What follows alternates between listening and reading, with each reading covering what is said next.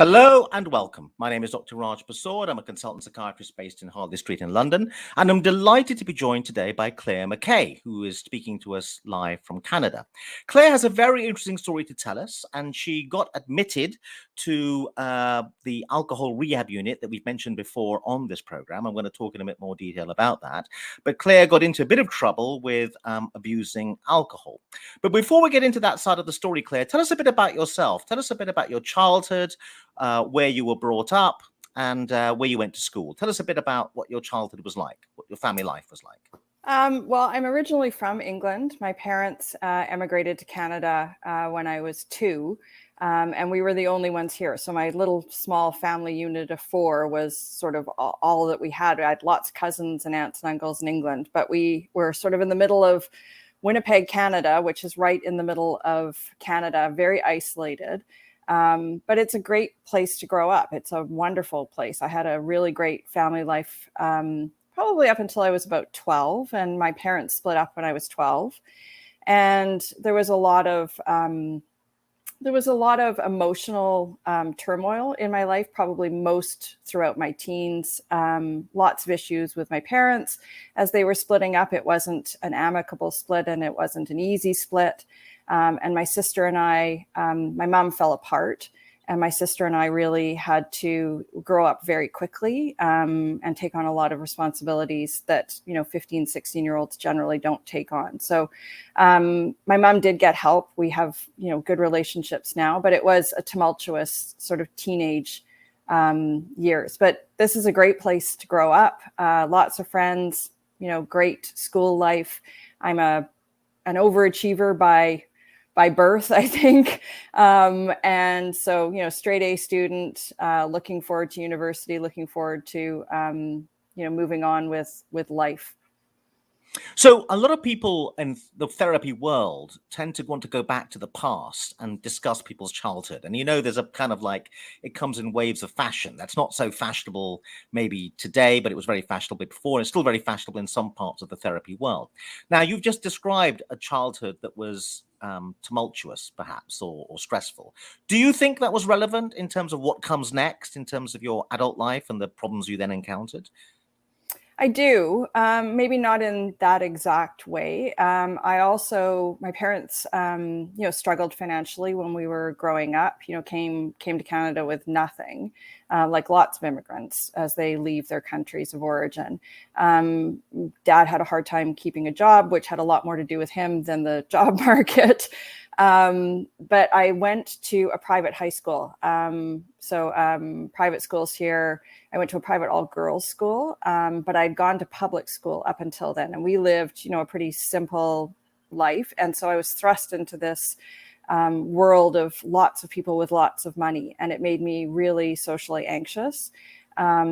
And that came back when my kids were of an age where we were putting them into school. Hadn't seen a lot of those people. Winnipeg's small, so you're all 1 degree of separation away from each other, not 6 degrees like Kevin Bacon. And all of those people were there with their kids, and it really threw me back into a time of my life where I didn't feel comfortable, where I felt like I didn't fit, where I didn't belong, I wasn't good enough. And it played a big role in how I ended up abusing alcohol. Okay, but before we get to that bit of the story, you left school. What happened when you left school? Did you go to university? Yep, I went on to university. I wanted to be a lawyer. I wanted to spend a couple of years at our local university, move to Toronto, live in a downtown high-rise, never marry, never have children. Didn't work out that way. Now, when people arrive at university, it's an important moment in their lives because they kind of get introduced in a way to alcohol, right? So do you think, what were your first encounters with alcohol? Because sometimes the roots of the alcoholism begin there, if you see what I mean. But what was your relationship with alcohol right at the very beginning when you first encountered it? My relationship with alcohol throughout my late teens, really into my late mid-30s, was just I could take it or leave it. I have Crohn's disease, and it was really active in my 20s. I was really ill in my 20s, and alcohol made it worse. And so I really, I was pretty much the designated driver for everybody. I would have the occasional drink, but it just made the Crohn's so much worse that I generally just abstained. Because another thing that we know from research is that for some people who later become alcoholics, alcohol can do two main things to people. It can depress them a bit in the sense that it can make them a bit sleepy. That's the effect it has on me, which is why a couple of martinis and I'm adrift in terms of feeling drowsy, right? But with other people, it activates them, and they're the ones who are more likely to become an alcoholic. It kind of energizes them and gives them a kind of buzz. What was the effect on you? I would say it was the buzz. I'm an extroverted introvert. And so sometimes alcohol, I love people, I love socializing, but sometimes it takes effort. And so alcohol is that lubricant that sort of gives you that little bit of the sparkly conversation that you might feel that you don't have unless you have something that loosens you up a little bit. Well, do you think you were always a little bit underconfident socially from your childhood onwards? And was there something about your childhood that led to that? I think it was going to the private school where I never felt that I had enough. The school trips, we couldn't afford to go on those. So I just felt surrounded. It was my own internal feeling. It was never anything that anyone put on me. But it was, I didn't feel like I was enough generally. Okay. And your parents were never aware of that and talk to you about it? Because no. That's also interesting. Yeah, because they could have supported you, you know what I mean? Because it's kind of obvious if you came from a different financial background that you're liable to feel a little bit of a fish out of water. You were never bullied at school because of that, being the one that didn't have money compared to the others? No. So I just sort of went my own way, which in lots of ways makes me who I am now. So while everyone else, this was the 80s, while everyone else was buying, designer name brand Lacoste t-shirts, I went the other way and became, the thrift girl who went and found 1960s dresses. And so I sort of forged my own style in lots of ways. And now a lot of those women in particular are still friends and are really shocked to hear that that's how I felt, because they saw me as this super confident, forging my own style, finding my own way, really smart, really confident person that I wasn't inside. But you listen to their stories too, and the things that I thought they were going through or not going through as adults. You share these stories of your childhood, and it wasn't as I thought it was either on their side. So we get to the fact you're at university and you had career plans and you were planning to be a career person. Tell us a bit more about that and what happened next. So here you write the LSAT, the law school admission test, and I wrote it twice. I think I was 19 when I wrote it. I am apparently not a critical, logical thinker, and didn't do very well at it, which was devastating at the time. I'm not sad that I'm not a lawyer now, but I couldn't figure out then what I wanted to do. So there were a few years in there of, working restaurants, and I moved out when I was 21. And then just sort of trying to figure out what I wanted to do. And at 24, I went back to school to a local college and took a degree in public relations, which I love. Okay. And then what happened after that? I worked for an advertising agency for 5 years. That was amazing. Got to meet a whole bunch of different people. Small agency with lots of creativity, lots of creative people. Really thought I'd found my place. Worked for a hotel chain, a large Canadian hotel chain, as their in-house public relations person. A brief stint as a PR person for a financial services company that wasn't a good fit. And I've been in my current role for 18 years as the VP of Strategic Initiatives, and I run a foundation. So what was happening in terms of your in your life, in terms of relationships, your relationship with alcohol and starting a family? I have been with my husband. Today is our 26th wedding anniversary. Oh, congratulations. And we have been together 35 years. So my plans to live in a high rise in downtown Toronto and have no children got slightly derailed when I fell in love with someone at 19. So we've been together a very long time, been through lots of obviously ups and downs, supported each other through school, through, deaths of parents, all of those kinds of things. He's an amazing person. And so we have, we moved in together when I was 21. We got married when I was 28. I graduated from school when I was 27, but I really was very sick through my 20s with Crohn's disease, had a surgery in there as well. So it kind of interrupted my 20s in lots of ways. But we got married when I was 27, and the person he married didn't think she wanted to have children. And then I turned 30 and the infinite became finite. And I decided, well, if we're going to do it, we should do it now. And, there's only so much time, when we were pregnant the next month. So we have 2 kids.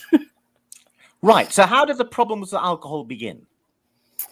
Well, only after lots and lots of therapy and going away to White River do I understand that my problems with alcohol for myself began probably when my kids were school age. And I was confronted again. We sent our kids to a private school, and I was confronted again with this feeling of not enough, of being socially anxious, of being surrounded by people that I didn't think I measured up to, even though I was successful. I lived in the same neighborhood as these people. I worked hard and had achieved some success, but all of a sudden again felt like I didn't measure up and that I wasn't good enough. And so, the dinner parties you got invited to, I just always assumed, how could I possibly measure up to these people? So 1 glass of wine became 3 glasses of wine. And it became a pattern that socially that I would want that in order to feel comfortable in the situations that I was in. So when you had the 3 glasses of wine on board, then what would happen on these occasions? Well, in my late 30s, I did start taking antidepressants. There is, depression runs through my family. So I don't know if I have depression or anxiety or a combination of both. But I started taking antidepressants around that time. And I think the combination of alcohol and antidepressants, even though it's not listed on any labels, is kind of a bad one. And what someone who isn't taking antidepressants has 2 glasses of wine and is perfectly fine or, slightly altered. 2 glasses of wine on antidepressants, you go from 0 to 60. And my husband will say this, that I would go from like perfectly reasonable to like just checked right out. And what does that mean? It's not volume of alcohol. I would sort of leave the conversation, wander over to the CD player and start changing the CDs, like just sort of checked out. And and often I would know that feeling. I knew that feeling, and I would leave. Okay, leave the party. Yep. Right in the middle of the party. Yep. Okay. All right. Well, without saying anything. No, I generally say goodnight, but it would sort of hit me, and I would realize, oh, I don't want to be in this situation, and I would just leave. But then you would get like the sort of wake up at 3 o'clock in the morning, anxiety attacks about what did I do? What did I say? So this vicious cycle of beating yourself up and shame and anger started at that time. Okay, and then what happened? I continued on like that for a while, and I'll just say that now that I'm sort of quite a few years away from that person and that sort of situation, that alcohol marketing, especially to women, is constant. It's everywhere. People have changed the colors of bottles to make them pink to seduce younger women into drinking certain kinds of alcohol. So it's this odd thing where everybody around you is doing it, and you feel like it's incredibly socially acceptable, if not socially warranted, that all of a sudden, if you're not the one who seems to be handling it well, you become the problem versus the product that you're consuming. So it probably took a while for me to recognize that I didn't like the way this was feeling. I didn't quite understand at that point the reason why I was doing it was to sort of mask this anxiety that I had and try to fit in and, join in with everybody. And I started to feel like I had a problem. I started to feel like there's something wrong here. There's something that doesn't feel right. But when you're fed this idea that, oh, it's fine, everybody has a couple of drinks, like you really, it took me a long time to figure out that that maybe I wasn't consuming it in a way that would feel good for me, and what could possibly be wrong with me that I couldn't tolerate it the way everybody else seemed to be able to tolerate it. And you don't want to say that out loud either. There's a lot of guilt and shame that comes into anytime you say, especially with alcohol, that you think you might have a problem with it, that there are only two options then. It's either you have to go completely cold turkey, quit, say you're an alcoholic, start AA immediately, or you carry on. And so I carried on for a while. I carried on and talked to several therapists throughout that time who, asked me about my drinking habits and what that felt like, and then said, I don't think you have a problem. Okay, that's a very interesting point, because I think a lot of therapists, and I'm sure we're going to have a bit of a back and forth on this one, are not very good. And I think people don't realize the standard is very ropey. And even the basics of taking what we call the history, i.e. asking you questions, people are really weak on the alcohol question, because they seem to ask really dumb questions, like how much do you drink is a dumb question, because people are very unlikely to be honest. And they don't understand that there's a cleverer, more sophisticated way of getting at whether alcohol really is a problem in people's lives. And that means you've got to come at the thing a bit more obliquely and also get a better sense of that person. But they do tend to run through a bit of a checklist, don't they? And they ask really dumb questions. So what are your thoughts about that bit? Well, I also think, again, this goes back to sort of alcohol's place in our society, is that, if a therapist is just a person as well. And so if that person happens to have 2 glasses of wine with every meal, you tell them you have 2 glasses of wine with every meal, but it makes you feel a certain way. If they admit that 2 glasses of wine might be too much, then they shine a light back on themselves as well. So, it's this weird thing. I'm not sure if it happens with any other substance. I can't imagine that, talking about cocaine is the same as talking about alcohol, because it doesn't have that same place in our society. So it's just a very odd conversation to have. I talked to my GP about it several times. I went to a psychiatrist. You can also, like, if you don't want to admit you have a problem, you can figure out how to answer that in order to not have them say it's a problem too. Yes, I think it's a really interesting point that alcohol is everywhere. And actually, what is the point at which it's a problem? And many people who work in the professions, maybe doctors and so on, probably do have a problem themselves. But it makes it difficult for them to spot the problem in other people, because they themselves are drinking excessively. And as you say, they'd have to confront it. I was at dinner with someone recently who was a very professional person who I thought was clearly drinking too much, because whenever he was accelerating through the glasses, and he was drinking at 3 times the rate of the rest of us sitting around the dinner table, and was asking the waiter for more wine in a slightly, and I thought, desperate way. And I thought what was really interesting, I mean, he must have drunk, easily maybe 12 glasses of wine by the end of the evening. Wow. And what I thought was interesting, I mean, I'm a psychiatrist, so I think these things, I don't think anyone else noticed or thought it might be a problem. So it's an interesting point, isn't it? How society is blind to it. So it's unlike most other things. And when talking to some friends, so it's like, oh, well, but she can handle that. She can handle that. Like another friend, she can handle that amount of alcohol. She holds her drink better. It's like, oh, yeah. So the conversations around it are just, I think they're changing. I do think the conversations around alcohol are changing societally. The American Cancer Society has just come out with recommendations about alcohol that feel very similar to me to what cigarette, the sort of reckoning that came along with cigarettes about the health risks of any amount of alcohol. I don't think big alcohol is going to sort of go lightly as cigarette companies didn't. But I do think the conversation around alcohol is changing generationally. So as you were sliding into trouble, what was the evidence that you were getting into trouble? Did things begin to happen? We've talked to people on this program who've had car crashes and stuff like that. And even then they didn't realize that they were drinking too much. So what was the signs that things were getting a bit out of control?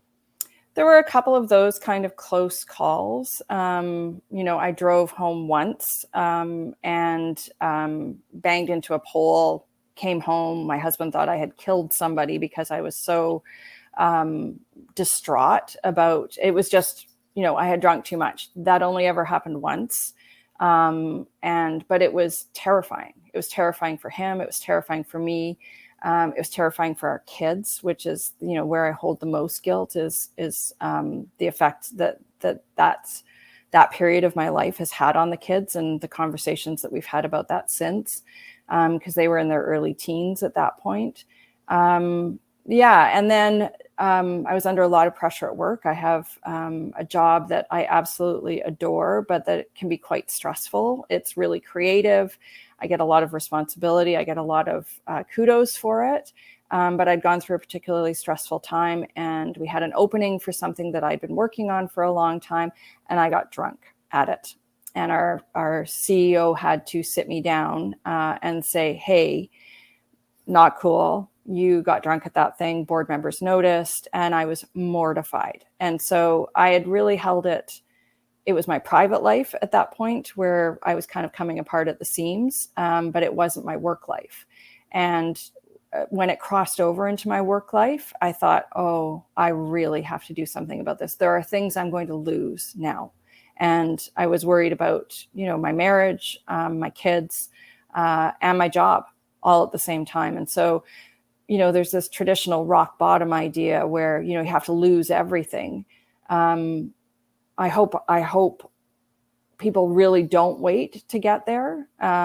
Because I think it can be harmful to think that there is somewhere deeper you need to go in order to address what you probably already know internally is a problem. Well, this is a very important point, which is the moment of change, the moment where people decide to do something, because they can be blind and in denial over the problem as they sink lower and lower and have car crashes and stuff. Now, what's really interesting to me, and again, I'm sure we're going to have a bit of back and forth about this, one of the reasons why that was a wake-up call was that you cared about your job. Right now, the trouble is that more people get into drink, they begin to care about drinking more than anything else, and they stop caring about anything else, and it's called funneling down into just the one thing that matters, which is why for those people they really do have to hit rock bottom, perhaps, and everything has to be lost before they wake up. I think one of the things that saved you was you cared about some other stuff. So I actually think, and again, we're going to have some back and forth about this, there's a sense in which everyone's a different kind of person, right? And you were a different kind of alcoholic in the sense that what saved you was you cared about other things. And that's a very important point. What saves us is the thing we care about that's incompatible with drinking, ultimately, I think. Right. And I also think, when you're, about depression and anxiety and alcohol in particular, like that cycle of guilt and shame and this vicious sort of, you get to a point, and I got there too, where you're like, I'm just screwed up. Like, so I'm just going to keep screwing up because really, like, I'm not worth anything at this point. Like, I can't seem to get out of this.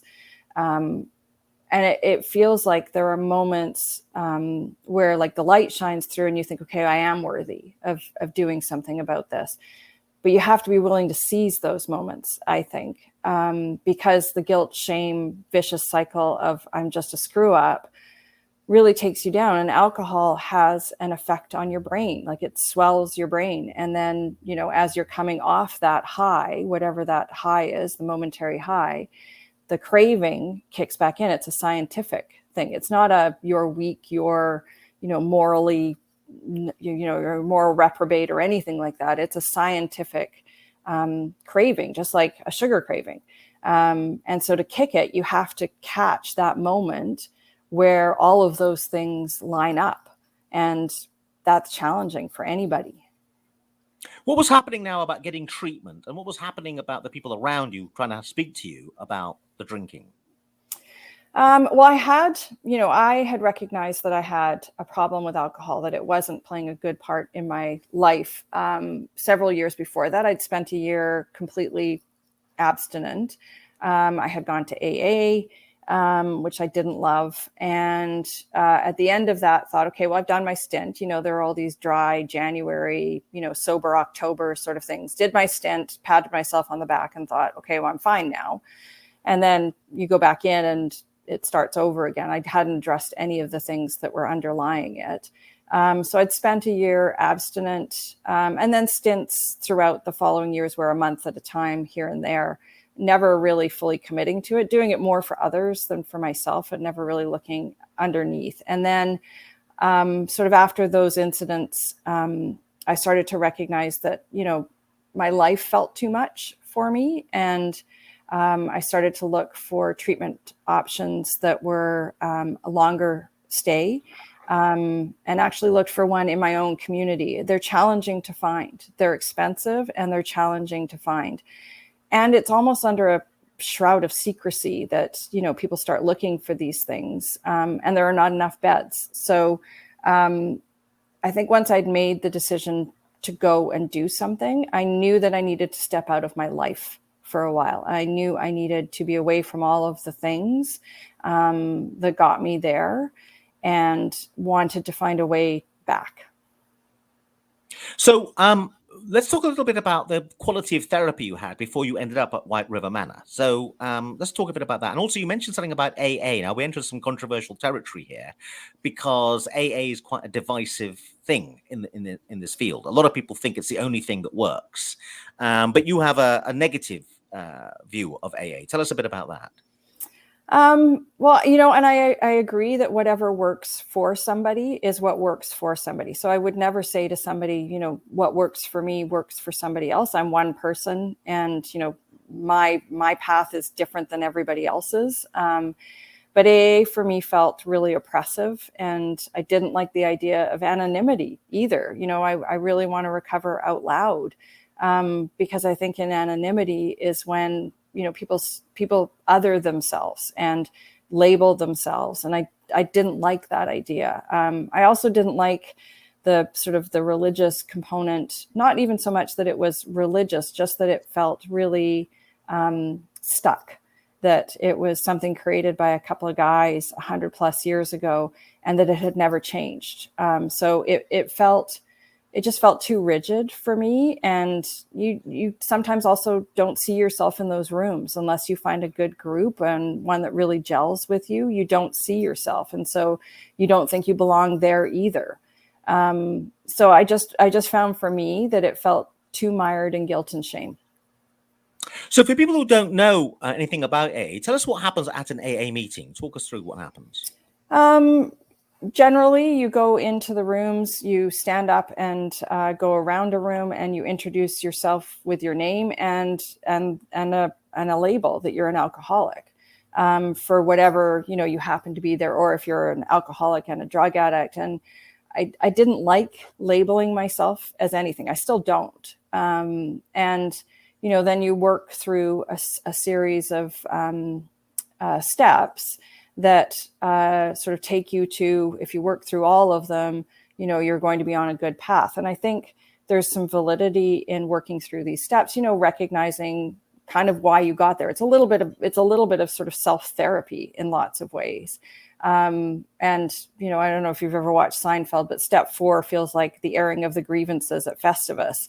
I think everybody should go through a step 4. We've all got grievances. And it's a great idea to write them all down, because you can kind of see how you ended up possibly where you are and who you have grievances with. And then you're supposed to make amends and sort of, then give back into service. So the tenets of it are really quite nice. But the rigidity with which I found the people in the groups that I tried to join, I just found that there was no joy in them. And I did meet a woman. I was in a group therapy session through an employee assistance plan that I had joined about alcohol. I met a woman there who was so joyous in her recovery, and I thought, that's who I want to be. That's who I want to be. I don't want this to feel like guilt and shame, and that I've got to wear this label and lash myself for the rest of my life. I want to choose a joyous life for me.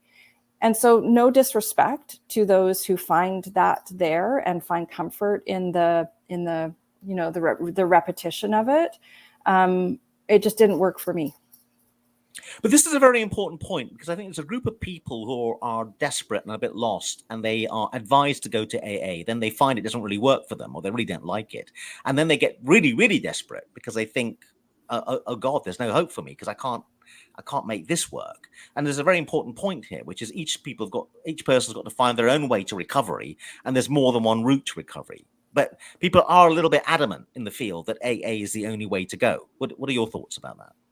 Well, and I do think, with my own family, when I said, I'm not going back there, they've not been in those rooms with you, so they don't understand. They know who you are as a person, but it almost feels like you're saying, oh, I don't want to get well. So, my mom at the time was like, well, you need to go there. That's the place. And I said, I don't, like, it's not how I'm going to get well. And I knew that. But when you're, at your absolute lowest and everyone around you is telling you that's the only route, you feel like a failure for not liking that either. And then it's challenging. It is really challenging to find another path. I think the world is opening up. There are a lot of online resources now. There are some really great, especially if you're a woman, they call it Quitlet. There's a whole bunch of, very successful women who have struggled with alcohol or addiction and have sort of given you their version of how they came out on the other side. And there's a lot of online support groups to join as well that are not AA based. Okay, so what got you better in the end? What got me better was I live in Winnipeg, which is the joke about here. I don't agree with it, is that we're pretty much one of the coldest places on earth. It's minus 30 in the winter. I'm not joking. And I love winter. Again, I still have no idea how two English people from Manchester decided to emigrate to Winnipeg. They don't either. And it was cold and it was December. And I had come to a point where I knew I wanted to leave my house and to find a way to really find some peace, and to find some joy and to figure out how I was going to get my life back together. So I had actually found a place that was, 10 minutes away from my house, that was very restrictive, felt like a boot camp. It was relatively new, very, very, like lockdown kind of stuff. And I thought, well, that's what you get. You have a problem with alcohol. You're going to be treated as if you're, not capable of looking after yourself, and all of your privileges in life are going to be removed. And yes, your family's going to get to come and see you on Saturday. And because the place was relatively new, they stopped responding to me about 3 days before I was supposed to go. I didn't know if I was sharing a room with somebody. I wasn't exactly sure what I was supposed to bring in it. And it was a lot of money for our family. And I thought, this does not feel right. So I was supposed to go on the Monday. On the Saturday, I said to my husband, I don't think this place is legit. Like, I think, like, again, like, how do you know? There's no rating system for what's a great rehab. There's no Google reviews. And it just started to feel off. And I thought, well, what if I go to all this trouble? I've got a month off work. I've had to tell my entire life what's going on. What if it doesn't work? And then I'm just stuck back in this cycle. A lot of my money gone. So I literally started thinking, okay, so it's, minus 22 right now. It's December in Winnipeg. If I have to go somewhere, because I'd already, told work, I tried to put aside the money. I started Googling warm rehab. Right. Yeah. So, places in Arizona showed up, places in Florida showed up, places that, I could easily get to. And then I would look at the cost of them, and they were 4 times what I was looking at paying where I was. So that's a massive jump. It's generally not covered by any type of insurance, at least not my insurance in Canada. And this place popped up in South Africa. And I turned to my husband and I said, look at this place. This place looks amazing. Has this approach that seems like it would fit me, feels like a peaceful place, even just looking at the pictures. And he looked at me, he's like, you're going to go to South Africa. And I said, well, I love travel. I love adventure, so it actually suited me perfectly. And I sent an email to the info line, and within 15 minutes, George, who's originally from America, called me and immediately said, are you in crisis right now? And I said, no, who are you? And he walked me through what a month at White River would feel like and look like. And then, the all important question of cost. And with my airfare, it was cheaper than staying 10 minutes away from my house. And so then I had to tell my family that I was, getting on a plane for South Africa, which was like a 20-something hour journey. I arrived thinking, oh my God, I don't even know the name of the currency here. I'm in the middle of Johannesburg. What have I done? And somebody is coming in a van to pick me up. I don't even know if this place exists. I truly don't know if this place exists. And I remember the car ride from Johannesburg to Nelspruit. I was like, what if this is like, because anyone can take great pictures of anything. I mean, you can fake it. You can fake an Airbnb picture. And I was like, what have I done? What am I going to do if I get there and it's a shack in the middle of nowhere? And we arrived through the gates. And as soon as we arrived, I can remember it like it was yesterday, and it was 7 years ago. I exhaled in a way I hadn't exhaled in years. Like there was just this immediate sense of peace that was there. And I knew, I have no idea how, but I knew I was going to be okay. And I spent a month that, man, I wish that everybody got a chance to spend a month of their life delving into who they really are, what they want out of life, getting a chance to examine how they have lived their life to now, and the, whatever damage that has caused to yourself and to others, in a way that brought joy back to my life that I never anticipated. What about the quality of therapy? Because this is a thing that I have a bit of a soapbox about. How would you compare the quality of the therapy you had before? Because you did see several different therapists, didn't you? With the quality of the people you met at the clinic in South Africa. Tell us a bit about that. What was the difference? Oh, it was a huge difference. And I think it was because it was structured around, like, so everyone who was there, I think there were about 20 of us at that time. Everyone was coming and going. People were there a month, people were there 3 months, people were there, different amounts of time. Everyone was there for something slightly different. So it wasn't that everyone was there for alcohol. There were people who just had had mental health issues that precluded them needing some more intense therapy or finding their way back. So we were paired up with, a specific psychiatrist. There was medical staff. There were group sessions throughout every day. It was almost like, you're attending a conference and here's your agenda for the day. Choose the things you want to participate in. Choose the ones that don't feel right to you. Add music therapy, add art therapy, add going horseback riding if you want to, add jumping off a mountain, going geckoing, which is kind of like, I don't even know how to describe that. It's almost like rafting and jumping into ravines. Go on safari, find joy in these things. But all the way through all of that was the work that you were doing on yourself. And so they did use an AA model. And so I have been through, up to, I think, step 8 of a traditional AA model. But the book that they used and the one that we worked on felt more modern in some way. So I don't know, I still have it. I don't know exactly how they came to that, but I just felt looked after from all angles, from my physical health to my mental health. We ate nutritious, good food. We were encouraged to exercise. We were encouraged to stay connected to our family and friends. And I just 100% felt supported throughout the entire process. So some people listening to your account, particularly in Britain, and they're used to the National Health Service, and their reaction is possibly going to be something like, well, you've got money and you paid for an idyllic holiday, and not everyone can afford that. And there's a sense in which also it's an escape from your problems. It's not actually confronting your problems. So they'll be a bit skeptical. They'll be skeptical because of the money involved. So what would your response be to some of those reactions? Well, I can tell you the escape part that my own sister said, oh, you're just running away.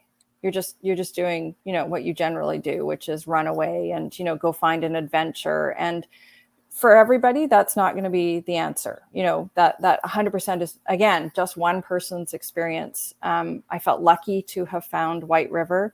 It took me several years to pay it off. It took a chunk out of our family's living. And I know even then that a lot of people would not be able to take advantage of something like that. I was able to get myself there, and I was able to take advantage of that. I really wish for everybody that places like this existed in our own communities, and that there was more of a focus for people who are struggling to be able to access good quality care. So for me, going away was absolutely, it was a gift in lots of ways. I know how fortunate I was to be able to do that, to have the money to be able to do that at the time. But I do think advocating for better spaces within our own communities is something that all of us should be advocating for. So what about another very controversial idea, which is paying for treatment? My view is that I think the standard of therapy is very ropey all around the world. And almost by definition, if you're going to get good treatment, you may have to pay something for it. But people rebel against that, and they often think that paying, particularly in Britain, we have a culture of a national health service where you don't pay for healthcare, that there's something really wrong for paying for something. But there's a sense in which, and I'm struggling to say this correctly without running into trouble, that something that's precious and good is going to be rare, and therefore you are probably going to have to pay for it. And that this expectation that you can get something good for free may be more questionable. Anyway, what are your thoughts about that? Yeah, I mean, we have a national health service here. It's not called the NHS here, but we do have a national health service here. And, it does tend to be private clinics that seem to offer the quality of care. And that, I think that has a lot to do with just, how healthcare is funded. I wouldn't say that there are not great therapists and people within the community, but I would say that probably the pay for those people, the ones that I met who were working through the employee assistance plan, I don't think were as well paid as probably the ones that I privately went to. So it's not attracting the people who maybe have the best qualifications or whatever it is. I can't figure out how to change an entire national healthcare system. But I looked at, just like I look at, I go get Botox once a year because I want to feel and look a certain way. I want to invest. I go to a gym because I want to invest in my future health. I feel like we don't treat our mental health as we treat other things in our lives. And so I 100% understand I'm in a very fortunate position to be able to afford all of those things. And there are lots of people who can't. But I do think if you are in a position to start thinking about your mental health, just like you think about every other part of your life and you invest in it, I think that that's really important. But again, I do wish that there were better community healthcare standards for everybody. But having said what I've just said, it's also the case, and you investigated some other clinics, that some clinics are very expensive, but that's no guide to the fact they're any good. Just because people charge you a lot of money doesn't necessarily mean they're any good. In fact, a lot of people are being ripped off all the time in this area. So paying doesn't guarantee that it's good either, and you have to do a lot of careful research. So what's your response to that point? I would agree. I think that again, like I did not know when I went to White River that it was as amazing as it was going to be for me, because there's no Google reviews about rehabs. And we consume where the stars go and what they do, and it feels like it's something for a certain group of people that's very unreachable to the average person. And so, you hear about these places that, well, Johnny Depp may have gone there or whomever may have gone there. And it really does make it feel like it's completely unreachable, but I have no idea if any of those places are great or not great. There is no sort of worldwide standard for care when it comes to this. I do think it's changing. I do think the conversation around alcohol addiction, addictions to all sorts of things, is changing completely. I think a lot of it is led by people who have gone through the experiences. They may not have medical degrees, but they have a lived experience that maybe gives them some insight into how to move us forward. I think we're trying to make it more equitable in terms of access. People of color have generally less access to treatments. So again, a lot of the world's ills in lots of ways are shown in access to treatment. And this is another problem, because given the stigma around mental health, as you say, there's no Google reviews, and you've been very brave and very impressive in wanting to give a personal testimony, because I think you feel you've had a very good experience at White River Manor. But that's relatively unusual. Most people who've had a good experience or a bad experience don't want to talk about it publicly. And so that's a problem. So I welcome the fact you're willing to speak openly. But you yourself admit it was very much a gamble. You got to South Africa and were scared about whether you made the right decision. It turned out you had made the right decision. But it feels, from your very authentic description, that it was a gamble. So how can we help people choose better? What guidance would you give when people are trying to find somewhere, as to how to think about how to find somewhere good? I mean, basically, you Googled warm and alcohol rehab. Yeah. any thoughts about that? And also, any thoughts about when people arrive at somewhere? Because again, I think they tend to stay in treatment that's useless for too long. Any guidance you can give to how to get a sense, because people don't really know the field as lay people, that you're getting good treatment as opposed to bad treatment. Any thoughts about that? Well, I think a lot of it comes down to being willing for all of us to talk more openly about treatment, about, what forms of treatment we may want. I've shared my story. I'm pretty open. So I've shared my story. 2 other people from Winnipeg have gone to White River because of me. A place in the middle of South Africa now knows about a place in the middle of Canada, and neither of us knew about each other 7 years ago. So I'm really open about it when people start talking, and they'll send other people to me, because I look on the surface like, I've got it together. I'm successful. I've got, 2 kids. I've got a long-lasting marriage. And so people will send people to me. So I think that the conversation just needs to be far more open. And we need to be comfortable talking about it. It's an uncomfortable thing to talk about. It's an uncomfortable thing to admit to each other that, hey, I think I've got a problem here, or I don't like how this impacts me, or how it's impacting my life. But I think we need to have those conversations much earlier than, oh, I've hit rock bottom. Because I think that's what we're sold in, movies and in literature, is that we need to hit this proverbial horrible rock bottom that we've seen.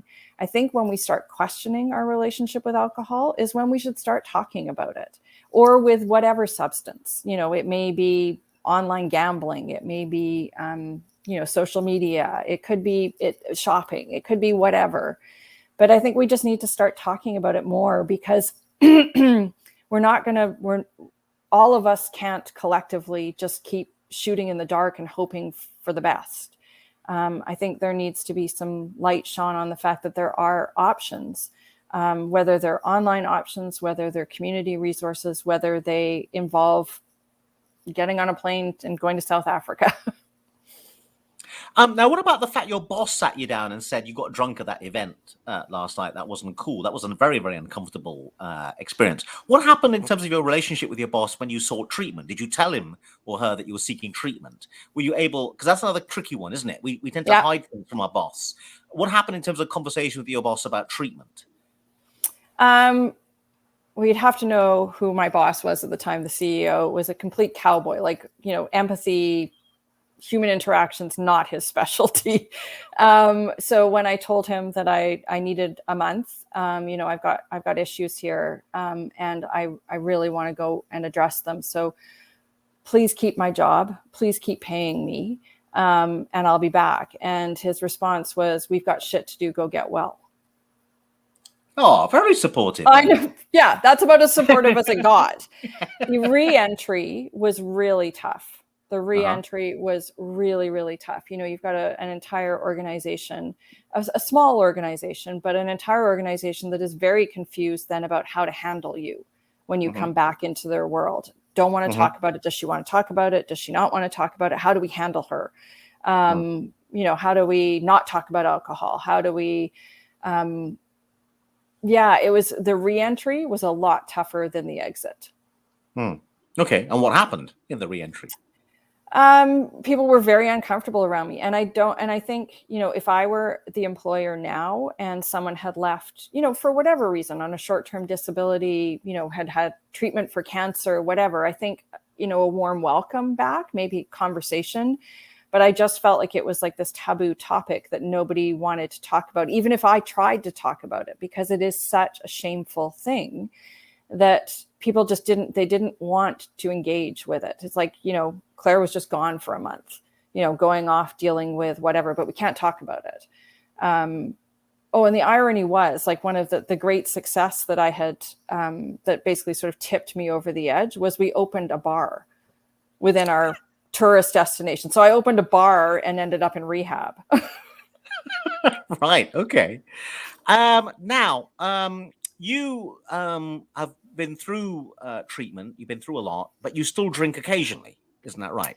So let's talk a bit about that, because that's very controversial in the field, isn't it? Many in the field would say you've got to go with total abstinence, and that anyone who drinks occasionally is going to slide into out of control drinking. And this is a very controversial territory. So what are your thoughts about that? Yeah, I'm sure for lots of people it is. And again, these are conversations that people don't have. It's black or white. You are either completely abstinent, adhering to whatever it is that got you to abstinence, or you are going to be a fall down drunk. There only seem to be two options in people's minds. And so it's I think it's been about 7 years almost 7 years since I went to White River. And there are, I would say, probably for 4 of those years, I was completely abstinent. What probably often took me back from being sort of like when I did sort of the sober Octobers and those kinds of things, was that I felt like I was being deprived of something. So I hate the fact that I was being told what to do and being deprived of something. So why not just go and drink?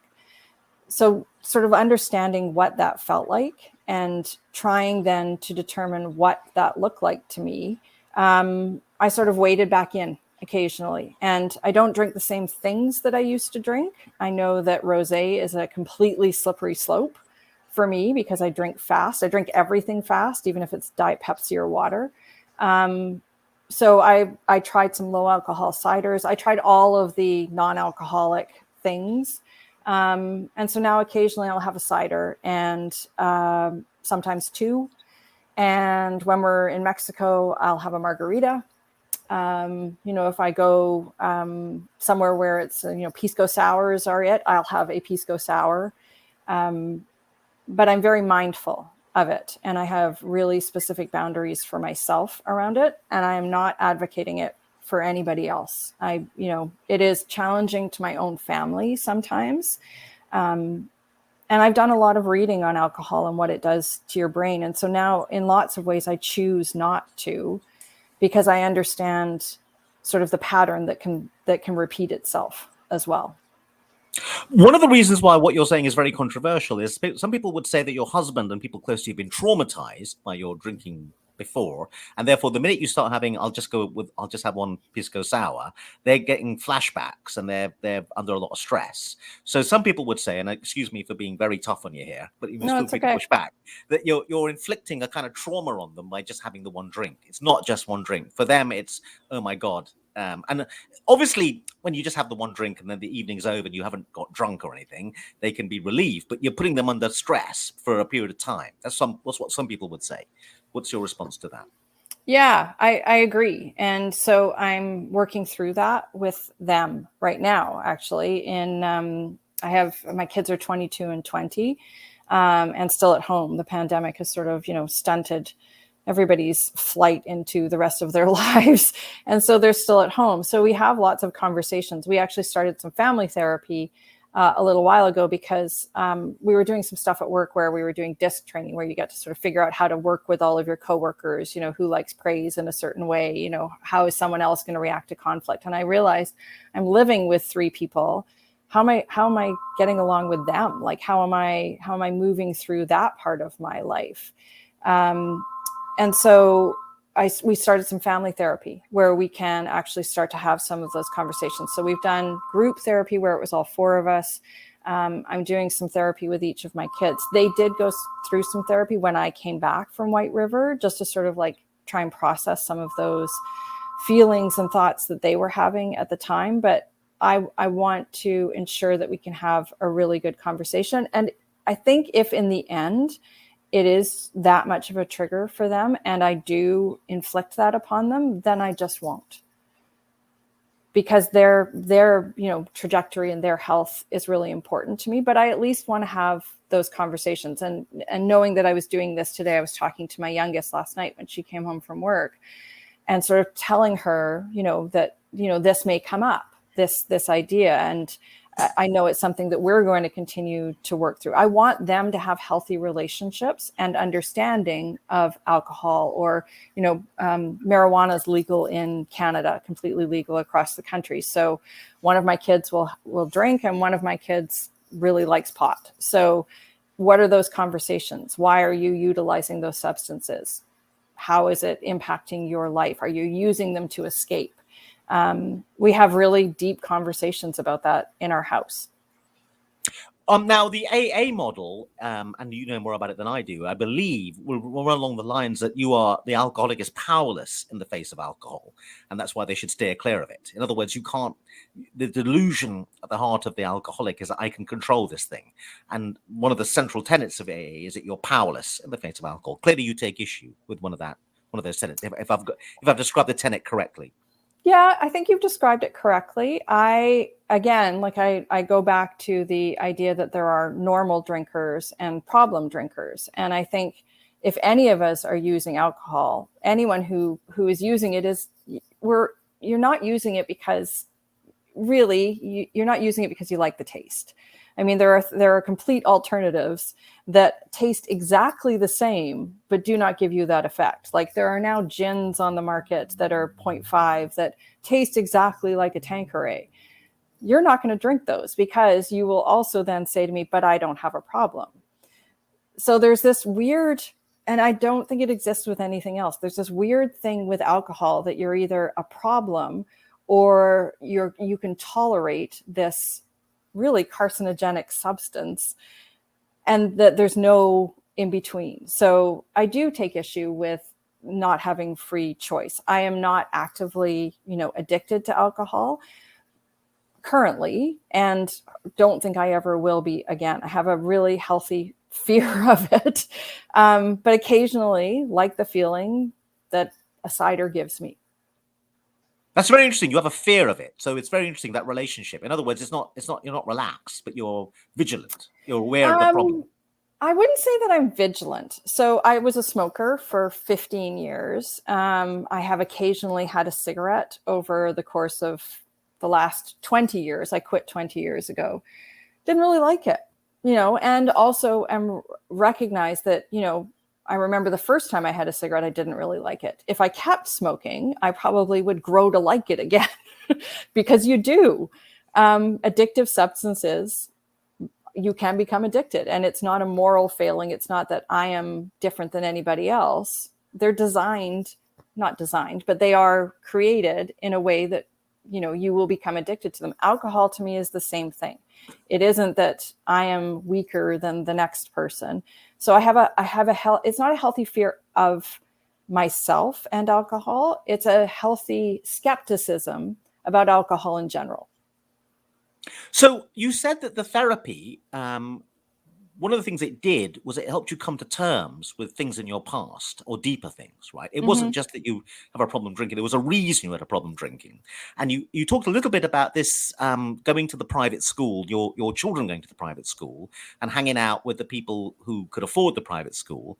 And although you were earning as much as them, it seems, or certainly were in the right ballpark, you felt inadequate. So how did that get addressed? And where are you now with that issue? The sense of inadequacy in the face of other people you think are more successful than you, and you don't belong. So hence you had to have the 3 glasses of wine when you were hanging out with them. Yeah. Well, it's amazing what going to rehab will do in terms of a reset of your social life. I think I recognized that I'd been striving for something that wasn't necessary, that I had really a lot of what I needed right in my own home or within my own circle. My circle of friends got much smaller way smaller. My necessity to, you know, be at every party or be seen doing this, that, or the other really changed. And I think the time away from my, you know, everyday life that I got at White River gave me a chance to, okay, well, what do I actually like? What do I want to do with my time? How do I want to spend my time? What are the people, who are the people that I want to have in my life? And so people dropped off, you know, not consciously, not with any, you know, great argument. My life just changed and has not gone back to the pre-White River version of myself. I don't feel a need to be included or to be popular or to have any of those things. And it feels ridiculous at my age to still have had those feelings of a 16-year-old as a, you know, 45, 55-year-old woman. It's amazing to me that those can still carry with you throughout your entire life. Yeah.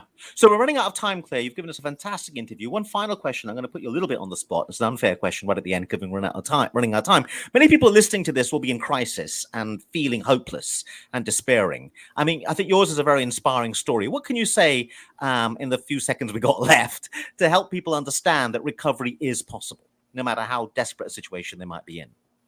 I would say keep looking for those moments of light. I think that there are brief moments where you think, I can do this. Take those moments and find ways, find connection to other people, find it online if it's nowhere else. There are great books that quit lit. I read a book called This Naked Mind by Annie Grace, which really set out the science of addiction and made me feel like, oh, okay, so this is why this happened to me. It is not my own failing as a human being that got me here. It's the way that it, like alcohol affects you and how it hooks you in. But so look for connection. Look for connection. Okay, and keep looking for an answer. Clare Mackay, thank you very much indeed. Thank you.